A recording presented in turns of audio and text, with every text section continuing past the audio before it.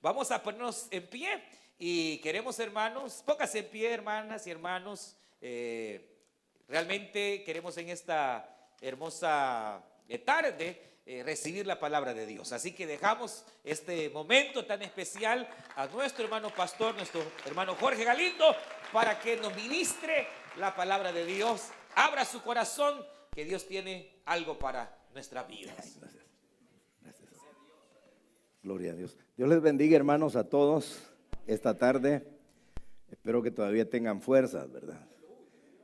A veces la gente prefiere los cultos de la mañana porque se levantan frescos y como que el ánimo todavía está más elevado. Y en la tarde la gente dice, es que yo no sé qué me pasa después de almorzar, hermano, en vez de ir al culto, ganas de dormir me dan. Pero hay que hacer un esfuerzo, ¿verdad? Luchemos y espero que lo que vamos a hablar realmente les parezca muy interesante, ¿verdad? Vamos a orar, vamos a pedirle a Dios de que Él nos bendiga, nos ayude y luego leemos la Biblia. Vamos a leer Lucas 16, pero vamos a orar primero. Padre, en el nombre de Jesús, gracias te damos, Señor, por la oportunidad que nos das de reunirnos, tener tu palabra con nosotros. Gracias, Padre, porque realmente nosotros vivimos de toda palabra que sale de ti. Ahora háblanos, bendícenos y haz que podamos reflexionar sobre los consejos y aquello que tú nos presentas como tu verdad. Señor, mueve los corazones, glorifícate y a ti el honor y haz la obra en cada uno, Señor, de acuerdo a tu gran propósito. Sana a los enfermos, fortalece a los débiles, ayuda al necesitado, glorifica tu nombre, Señor, y provee a aquel que aún no tiene tu provisión. Bendícelo por Jesús. Amén. Muy bien, hermanos, vamos a leer la Biblia en Lucas capítulo 16. Vamos a leer, no sé si ayer fue que les dije que si les gustaba leer la Biblia, ¿verdad? Y ustedes me dijeron que sí, entonces como yo les tomo la palabra, vamos a leer Lucas capítulo 16, versículo 19 en adelante. Ustedes me dicen si ya lo tienen. Dice, había un hombre rico que se vestía de púrpura y de lino fino y hacía cada día banquete con esplendidez. También había un mendigo llamado Lázaro que estaba echado a la puerta de aquel lleno de llagas y ansiaba saciarse de las migajas que caían de la mesa del rico, y aún los perros venían y le lamían las llagas. Aconteció que murió el mendigo y fue llevado por los ángeles al seno de Abraham, y murió también el rico y fue sepultado. Y en el Hades alzó sus ojos estando en tormentos y vio de lejos a Abraham y a Lázaro en su seno. Entonces él, dando voces, dijo, Padre Abraham, ten misericordia de mí y envía a Lázaro para que moje la punta de su dedo en agua y refresque mi lengua, porque estoy atormentado en esta llama. Pero Abraham le dijo, hijo, acuérdate que recibiste tus bienes en tu vida y Lázaro también males, pero ahora estés consolado aquí y tú atormentado. Además de todo esto, una gran sima está puesta entre nosotros y vosotros, de manera que los que quisieren pasar de aquí a vosotros no pueden, ni de allá pasar para acá. Entonces le dijo, te ruego pues, Padre, que le envíes a la casa de mi padre, porque tengo 5 hermanos, para que les testifique, a fin de que no vengan ellos también a este lugar de tormento. Y Abraham le dijo, a Moisés y a los profetas tienen, óiganlos. Él entonces dijo, no, Padre Abraham, pero si alguno fuere a ellos de entre los muertos, se arrepentirán. Mas Abraham le dijo, si no oyen a Moisés y a los profetas, tampoco se persuadirán, aunque alguno se levantare de los muertos. Amén. Pueden sentarse, hermanos.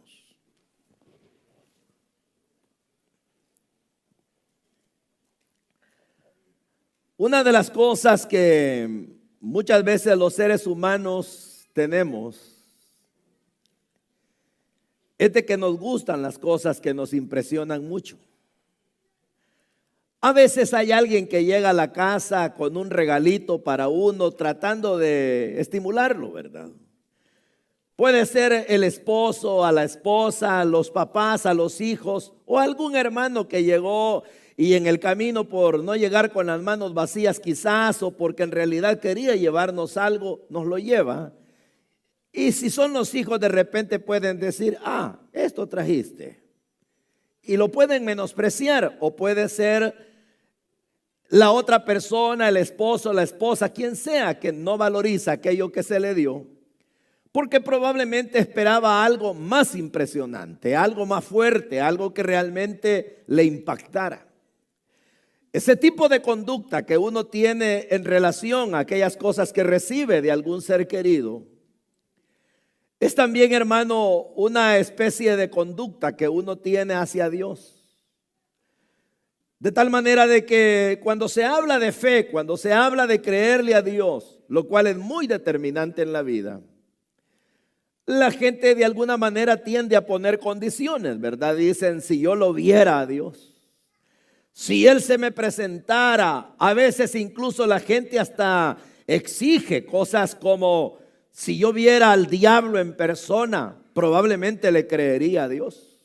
O si yo viera los cielos abiertos, y más cuando uno lee, ¿verdad?, que en el tiempo antiguo algunos abrieron el mar, otros abrieron los ríos, de repente caía maná y carne del cielo. Entonces la gente dice, yo quisiera ver algo así. Y si yo viera ese tipo de eventos, entonces mi corazón se movería y yo me vería movido a que realmente Dios sea mi Señor. Pero fíjense, hermanos, que las cosas impresionantes, obviamente Dios nunca las va a dejar de tener, porque Él es Dios. Y Dios, como dice la Biblia, sus pensamientos son más altos que los nuestros. Y el poder de Dios, en verdad, nosotros no lo conocemos, pero quizá ni en una pizca, porque lo que conocemos de Dios es apenas, diría yo, la presentación de Dios, pero todo lo que es Dios no lo conocemos. El mismo Pablo, en cierta ocasión, siendo Pablo, ¿verdad?, que yo mismo lo he dicho, yo comparado con Pablo no le llego pero ni a la uña del dedo gordo. Pero ¿qué resulta, verdad? Que Pablo, siendo el hombre que era, hablando 5 idiomas, un individuo con capacidades intelectuales enormes, al punto de que en aquel entonces era como una especie de abogado y mucho más, un individuo que tenía mucha capacitación, no solo intelectual, sino religiosa. Él mismo, siendo un hombre que recibió revelación de Dios muy diáfana, muy cristalina, él mismo recibió una revelación muy personalizada de Dios, de tal manera que él dijo, el evangelio que yo predico no lo recibí de hombre alguno, sino por revelación. Él mismo, que decía haber subido al tercer cielo, él que hablaba de los dones del Espíritu y los podía disertar porque los tenía. Él mismo que hablaba acerca de los ministerios que Dios le da a los hombres y tantas más cosas. Decía, no pretendo haberlo alcanzado todo. O sea que él sumaba todo y decía, apenas conozco algo de Dios. Entonces quiere decir que Dios es tan vasto, ¿verdad?, que Él puede impresionarnos de una manera cual nunca nosotros la imaginamos. Pero como le repito, somos a veces tan pequeñitos en la manera de pensar que seguimos exigiendo como que Dios tuviera que mostrarnos obligatoriamente las cosas para que nosotros entonces procedamos a rendirnos a Él. Este pasaje de la Biblia tiene cosas impresionantes, hermanos. Y tiene cosas impresionantes que uno pudiera decir, en las cosas impresionantes se va a quedar Dios. Pero mire usted que no. Y cuando yo le digo de que hay cosas impresionantes, veámoslas. Número 1, dice de que había un hombre rico que se vestía de púrpura y de lino fino y hacía cada día banquete con esplendidez. Pero también había un mendigo llamado Lázaro que estaba echado a la puerta de aquel, lleno de llagas, y ansiaba saciarse de las migajas que caían de la mesa del rico, y aún los perros venían y le lamían las llagas. Si usted me pregunta, pastor, ¿y eso es algo impresionable? Sí, es impresionante. ¿Por qué cree que es impresionante? Hablemoslo en términos humanos, vaya. Primero porque ahí dice de que había un hombre rico que se vestía con esplendidez y hacía banquetes cada día. Es impresionante eso, sí. ¿Por qué? Porque como una persona puede tener capacidad para hacer banquetes todos los días. Cómo una persona puede ser inmensamente rica. ¿Y cuántos ricos de esos hay en el mundo? No son muchos. Porque si hay millonarios en el mundo, archimillonarios, gente que tiene mucho dinero, como dijo un futbolista de este tiempo, él dijo, si con lo que a mí me pagan, dijo, jugando fútbol, puedo comprar todo mi país, dijo. Así dijo. Pero entonces si él, que no es comparado con esos grandes archimillonarios, puede comprar un país, quiere decir entonces que hay realmente ricos en el mundo. Hace unos 4 o 5 años se hizo un análisis en El Salvador, se hizo un análisis económico.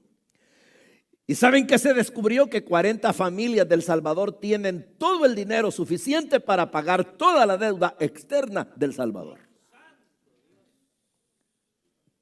¿Cómo la ve? Entonces para mí es impresionante eso. ¿Por qué, hermano? Porque como les decía en la mañana, de 8,000 millones de habitantes en el mundo, la mayoría no tienen a veces ni qué comer, tienen muchos. Mientras que hay unos pocos que tienen en demasía, y por eso es que este pasaje ha sido tomado por muchos como un pasaje que tiene que ver con injusticia social. Porque pone por un lado al rico con tanta capacidad, vestidos, ropa, comida, invitados, banquetes, y al otro que no tenía, pero ni capacidad de comer migajas porque se tenía que pelear con los perros para poderlas comer. Entonces yo le hago una pregunta: ¿cuántos ricos conoce usted? Archimillonarios, dígame. 3, vaya, pero que usted los conoce. Ahora dígame 10 pobres.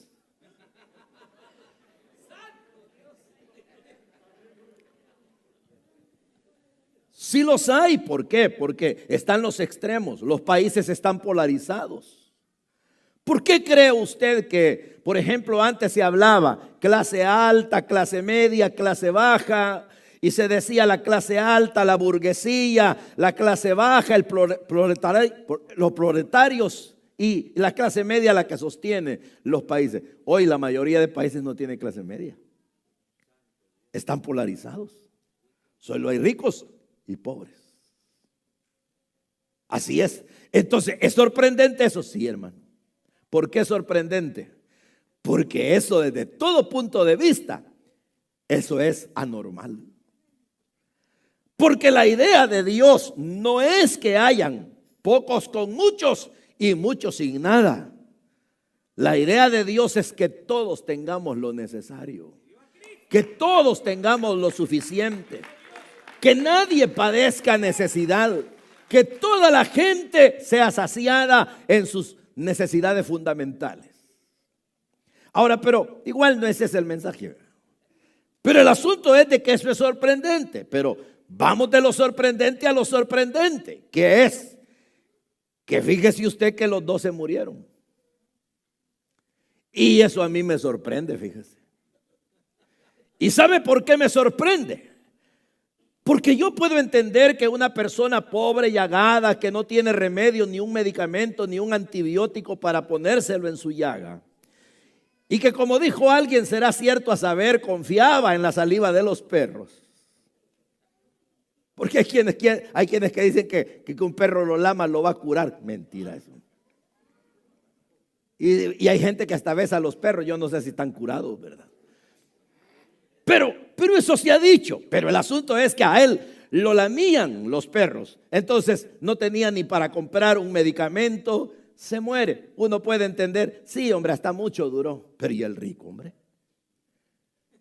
¿Y el que pasaba con esplendidez?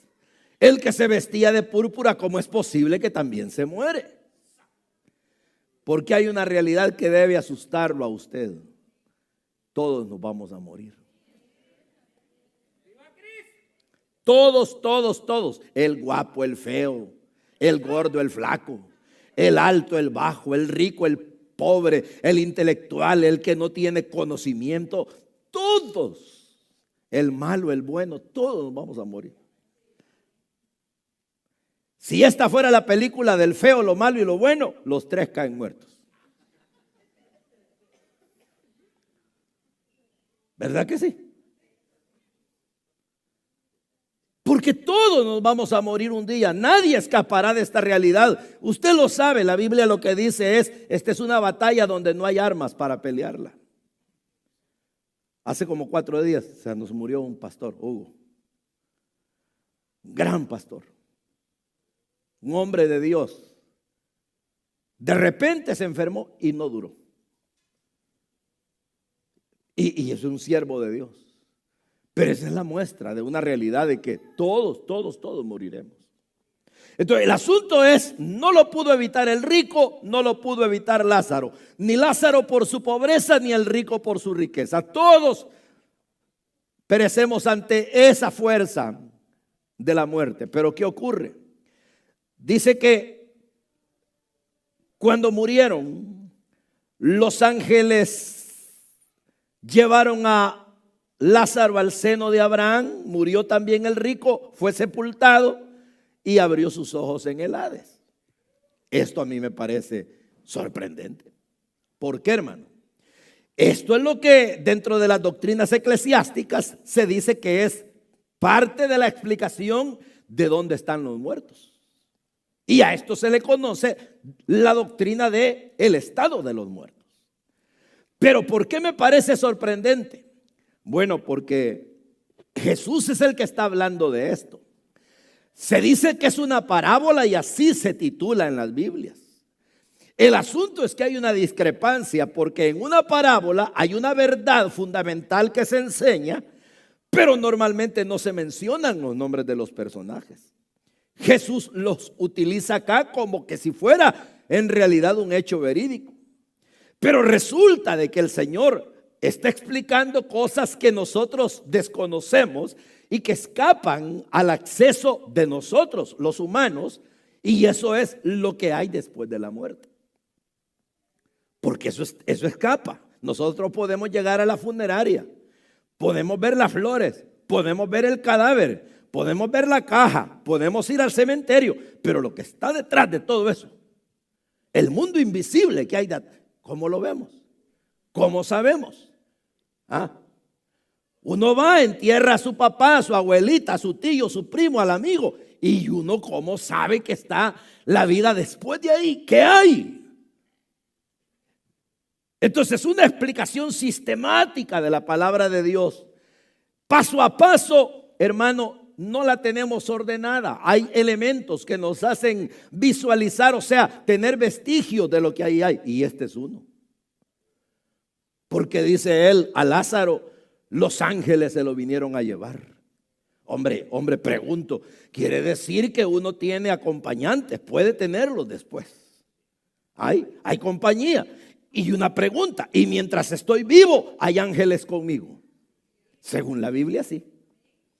Quiere decir que cuando una persona justa muere, los ángeles no lo abandonan. ¿Por qué? Porque ellos son seres incorpóreos.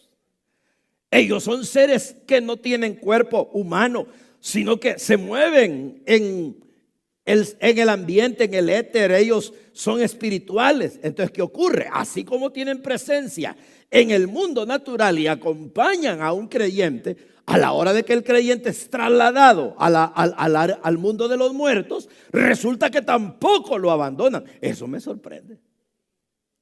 Me sorprende porque, hermano, yo no sé si usted, ¿verdad? Pero yo nunca pude pagar un guardaespaldas.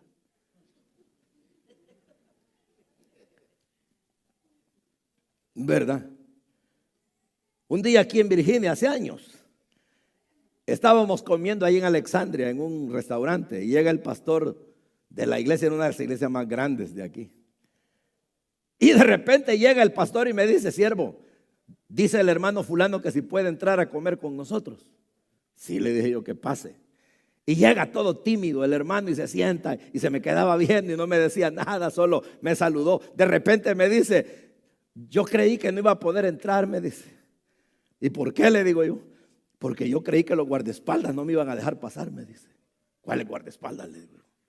Es que yo pensé que usted tenía, me dijo. ¿Y por qué pensó así? Porque aquí en Estados Unidos, me dice, una media iglesia tienen los pastores y ya se creen la mamá de Tarzán, me dice. Unos grandes engreídos, me dice. Y usted que es pastor, en ese entonces la iglesia tenía más de 100,000 miembros. Y usted que es pastor de una de las iglesias más grandes del mundo, yo dije, esos guardaespaldas no me van a dejar pasar. A mí me dio risa porque para empezar nunca lo habíamos pensado, pero si lo hubiera pensado, nunca hubiera podido pagar uno. Pero hermano, pero qué tremendo que no los necesité, ni los necesito, porque guardaespaldas humanos no hay, pero hay ángeles que nos apoyan, ángeles que están ahí, que dice la Biblia, son enviados para ministrar, para ayudar a los que aman al Señor, a los que son dueños de la vida eterna. Entonces mire usted qué cosa, pero y entonces quiere decir que mientras el uno fue acompañado, no tuvo corte que lo enterrara, no hubo un pasillo con flores, no hubo hombres de traje en el entierro, pero hubo ángeles al otro lado esperándolo. Y qué cosa más irónica, el que tuvo acompañantes de traje y quizás hasta una orquesta en el funeral, al otro lado solitario. Porque mientras el uno fue acompañado por los ángeles, el otro dice, despertó de un solo. ¿A dónde? En el Hades. ¿Y qué es el Hades? Técnicamente, por explicación de la Biblia, el lugar de los muertos. Pero, y entonces quiere decir que al otro lo llevaron a otro lugar. No, al mismo Hades, solamente que a un departamento diferente. Mientras el uno estaba con tormento, y si usted lo quiere para hacerlo gráfico, llamaradas, el otro con aire acondicionado. ¿Ah?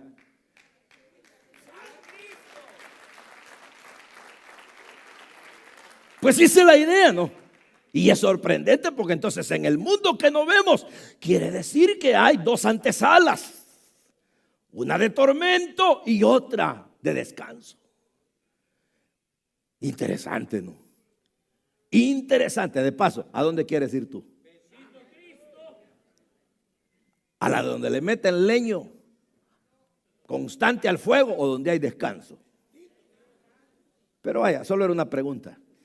Porque el asunto es de que aquí dice, ¿verdad? Que alzó sus ojos en el Hades y estando en tormentos vio de lejos a Abraham, no estaba cerca, lo vio de lejos. Y le dijo, hey, padre Abraham, ten misericordia de mí, envía a Lázaro para que moje la punta de su dedo en agua y refresque mi lengua porque estoy atormentado en esta llama. Para mí interesantísimo. ¿Por qué, hermano? ¿Por qué dijo que le mojara la lengua si ya estaba muerto? Y si la lengua se había quedado aquí.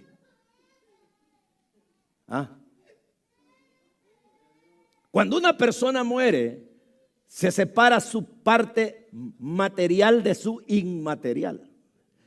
Y aunque históricamente hemos llegado a la conclusión de que el hombre, por supuesto, tiene alma y espíritu en su parte inmaterial y en su área material tiene cuerpo, la lucha histórica ha sido si el hombre es un dicótomo o es tricótomo, es decir, si tiene tres partes o tiene dos. Para los antiguos solamente tenía dos, no distinguían entre alma y espíritu. Los últimos años es que en base a ciertos pasajes de la Biblia concluimos que sí tiene tres áreas, pero una cosa es cierta y esto lo digo por mí, mi punto de vista es que el cuerpo queda acá y el alma y el espíritu siguen juntos. ¿Por qué? Porque hay posturas que dicen, no, el espíritu va a Dios. No, esa es una pregunta de Salomón y él está diciendo, ¿quién sabe si el animal o el hombre, su espíritu va a Dios? No, una cosa es el espíritu de los hombres y otra es el espíritu que tienen los animales.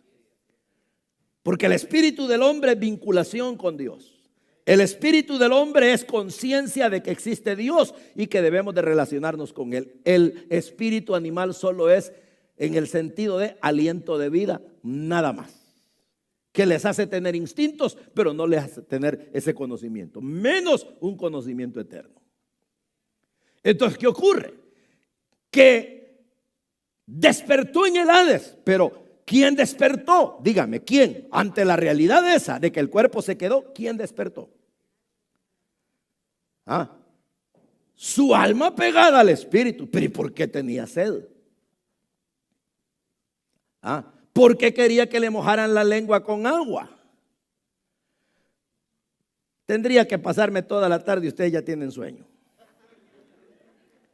Pero el asunto es de que, hermano, simplemente el alma está tan apegada al cuerpo que aun cuando se separen en la muerte es como si fueran uno, y lo que el cuerpo sufre lo resiente el alma, y lo que resiente el alma también lo sufre el cuerpo. Entonces, ¿qué resulta? Que él pensaba que tenía todavía su cuerpo. Tenía sed porque su alma era la atormentada, pero él pensaba que era su lengua la que necesitaba agua. Qué equivocación, ¿verdad? Le pudieron haber llevado baldadas de agua, pozos llenos de agua, un mar completo, y no se le iba a quitar la sed. Porque una persona que parte de este mundo sin Cristo, jamás se le quitará la sed. Nunca se le va a quitar la sed. Entonces, la única oportunidad para saciarte es hoy. Y Cristo lo dijo: el que está todavía con sed, venga a mí y beba, y beba, y beba, y beba. Y va a tener en su interior una fuente que salta para vida eterna. Entonces, ¿qué ocurre? Viene y dice aquí, hermano, que él estaba atormentado, y Abraham le dijo: hijo, acuérdate que tú recibiste los bienes en tu vida y Lázaro también males. Este ahora es consolado aquí y tú atormentado. Muy bien, otra cosa interesante. Quiero preguntarme, Señor, si tú le dijiste a través de Abraham a este que él recibió sus bienes en la tierra y este males, y ahora este bienes y este males, ¿quiere decir que tener bienes aquí equivale a tener males allá? No. No. Pero eso es lo que le dijo a Abraham. Sí, pero se lo dijo en el sentido que él creyó que eso era lo que llenaba la vida. Comer, comer, comer, comer, ropa, vestidos, amigos, bebida. Y se olvidó de que hay otras cosas más importantes en la vida. Y Lázaro no porque era pobre y que porque los perros le lamían la llama, eso le dio el crédito para ser salvo. Nadie se salva por ser miserable. Nadie esté diciendo: yo toda la vida he vivido en esta casita fea y cuando yo me muera, Dios me tendrá una mansión. Un momento, si no te has entregado a Cristo, no vas a tener nada.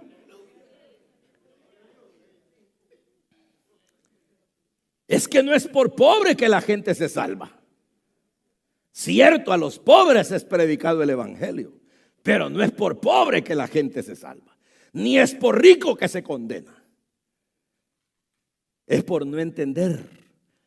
La Biblia no lo dice en el sentido directo de Lázaro, pero lo que implica es que Lázaro, con todo y su sufrimiento, había confiado en Dios. Y eso es bien interesante también, porque a veces la gente cree que el confiar en Dios y el tener la fe puesta en Dios equivale solo a bienestar. No, hermano. Puede haber alguien bien creyente y toda la vida le toca sufrir, pero es creyente en Cristo. Porque ahí, ¿qué es lo que determina que a uno no les toque sufrir como a otro? El propósito de Dios.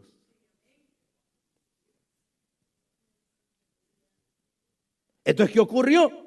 Que le dice: no se puede. Tú tuviste tus bienes, no lo valorizaste, él solo males, ahora él es consolado. Lo que sí esto nos dice es que uno, ahí sí, ¿verdad? Brasileiros, para uno de sufrir.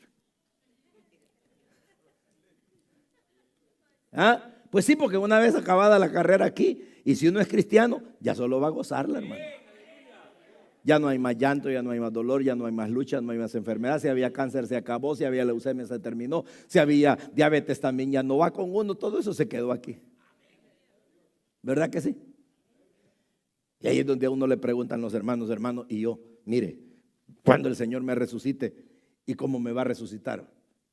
Y si el hermano tal vez, qué sé yo, de alguna manera no tiene un miembro en su cuerpo, dice: me va el Señor a poner el miembro. Y si es pequeñito, dice: me va a hacer grandote, Señor. ¿Qué dice usted? A mí no me pregunten eso, ¿verdad? Lo único que yo les puedo decir, que vamos a tener cuerpo glorificado, perfeccionado.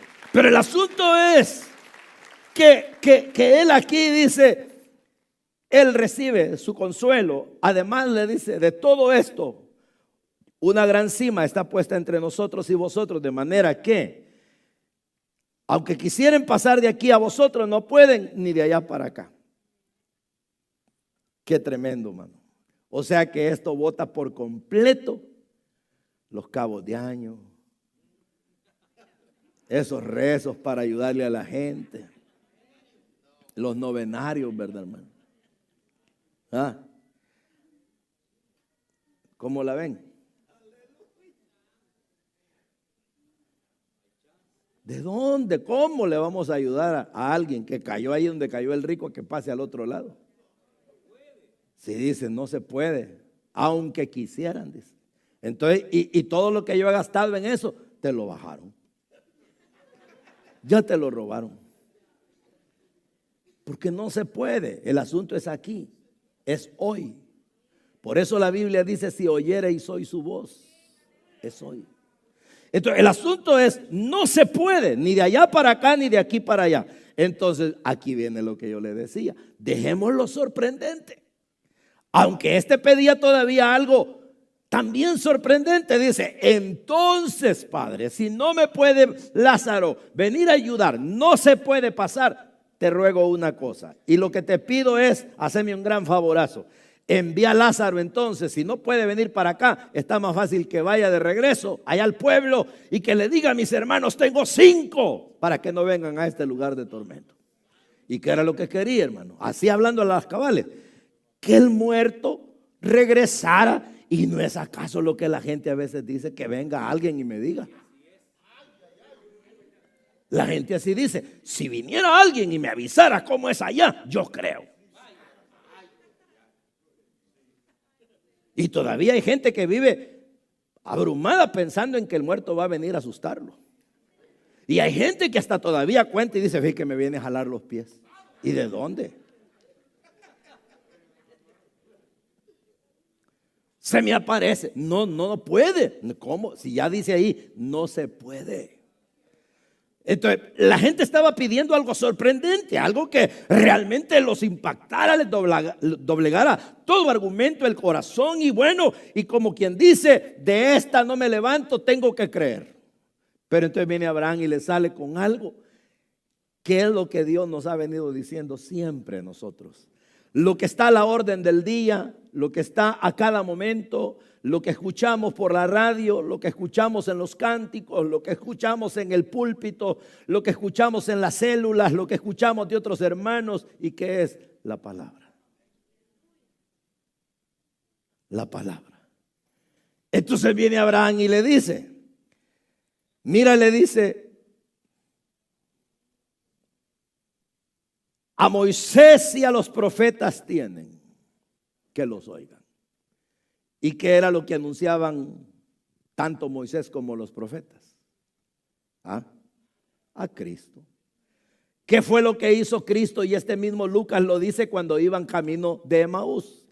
Les contó todo lo que decían de él Moisés y los profetas. ¿Y qué es lo que decía Pablo? Acuérdense de lo que nos dijeron los santos apóstoles y profetas.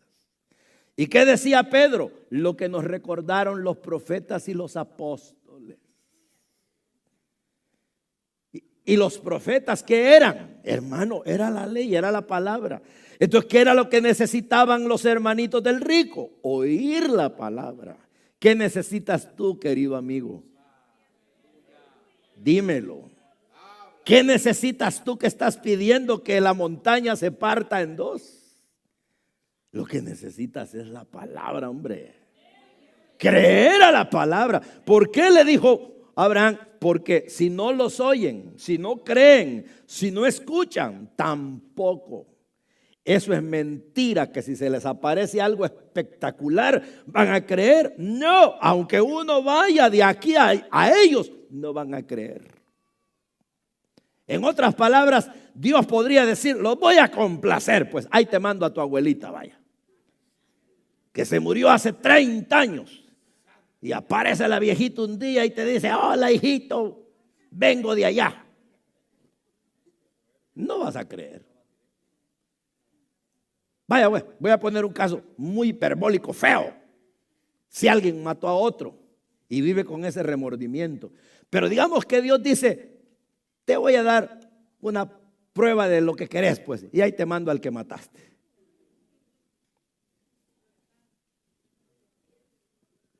No me miren feo, yo estoy predicando.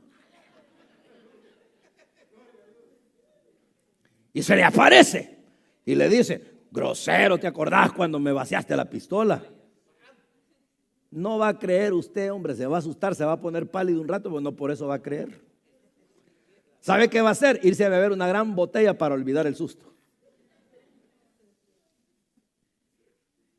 Inyectarse para ver si mejor perdido se olvida del problema.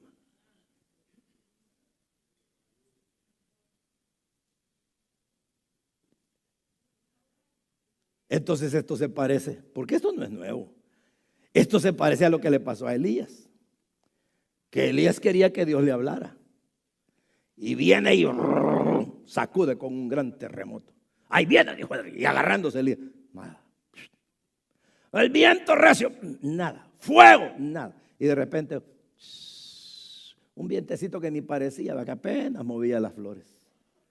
Ahí estaba Dios. O sea que Dios no te va a salir en lo sorprendente. Te va a salir en lo que a diario te pone enfrente.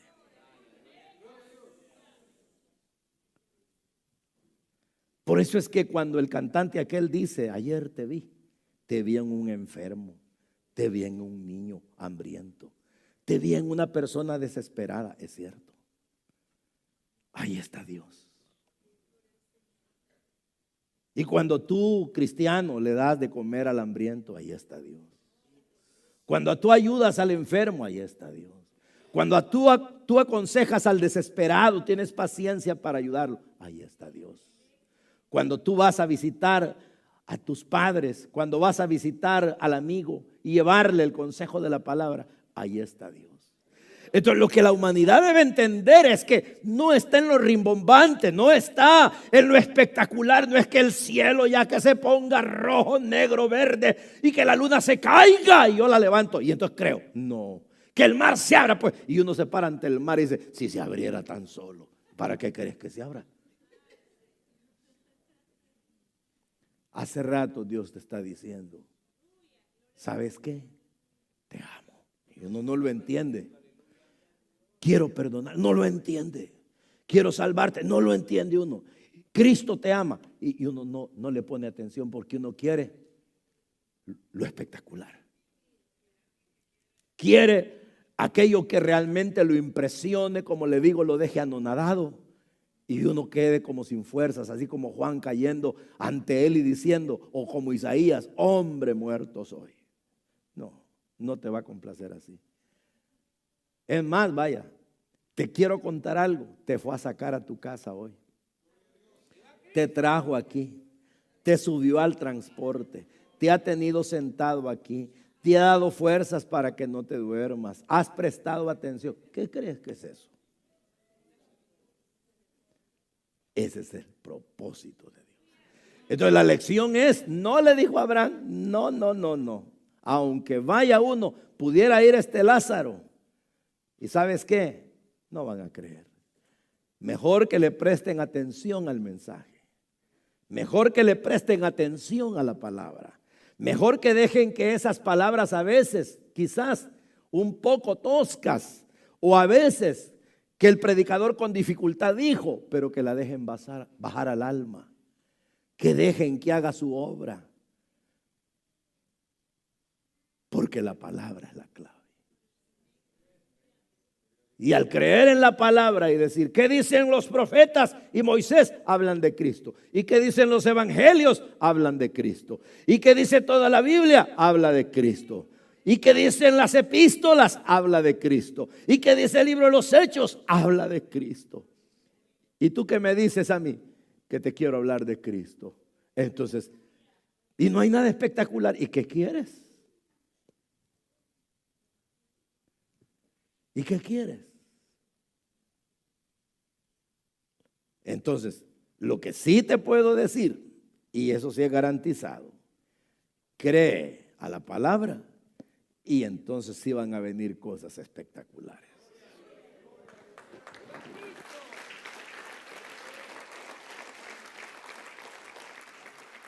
Porque cuando uno cree a la palabra, le pasa a uno la de los apóstoles, la de los discípulos, cuando eran todavía discípulos.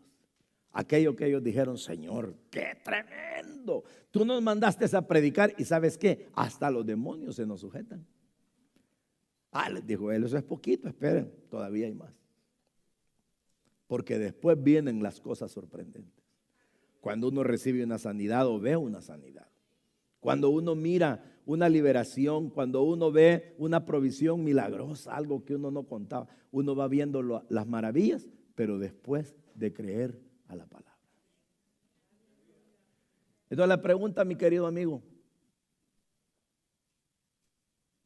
¿qué vas a hacer?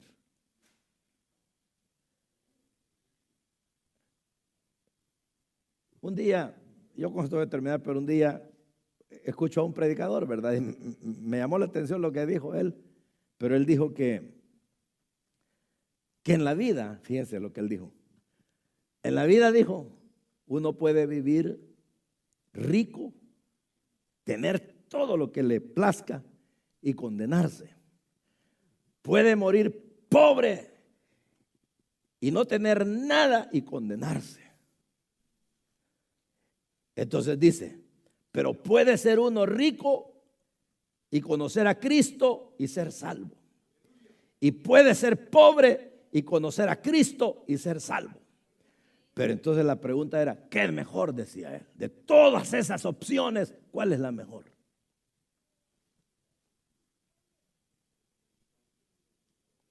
Ser rico y perderse, descartado. Porque ¿de qué me sirve tenerlo todo aquí y perder el alma, verdad?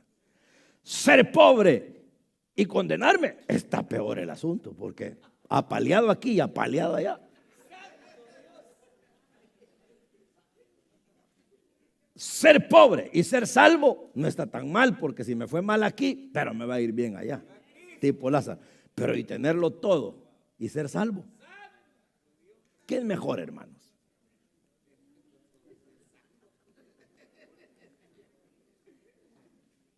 Entonces cree en Cristo y serás salvo tú y tu casa, y espera que Él te trate de lo mejor. Amén. Terminamos pues. Vamos a orar. Vamos a orar, hermanos, vamos a darle gracias al Señor.